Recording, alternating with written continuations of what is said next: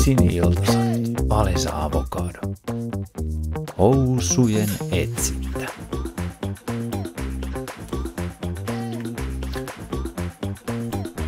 Kaukana vihreän metsän keskellä sijaitsi hedelmäkylä, jossa asui monenlaisia hedelmiä ja vihanneksia.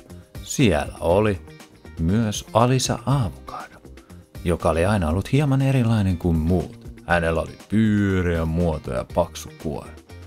Hän rakasti seikkailla ympäriinsä. Eräänä päivänä Alisa sai kutsun Masamaissin syntymäpäiväjuhliin.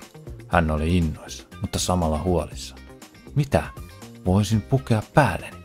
Alisa avasi vaatekaappinsa, mutta mikään ei tuntunut sopivalta. Voi ei, Alisa huokaisi. En löydä mitään, mikä istuisi minulle. Hän päätti lähteä Villan kauppakeskukseen etsimään apua. Matkalla hän tapasi Ville Vilja, pitkän hoikan viljakimpaleen. Hei Alisa, tervehti Ville. Kuulin, että olet menossa juhliin. Voinko tulla mukaan auttamaan sinua? Alisa oli iloinen Villen tarjouksesta. Yhdessä he etsivät kauniin värikkään kukkamekon, joka istui täydellisesti Alisan yllä.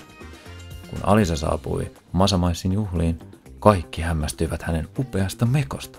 Sipe Sitruuna, jolla oli aina läikkiä vaatteessa, nauroi ja sanoi, Alisa, tiedätkö, että minun ongelmani ovat aina nämä läikät?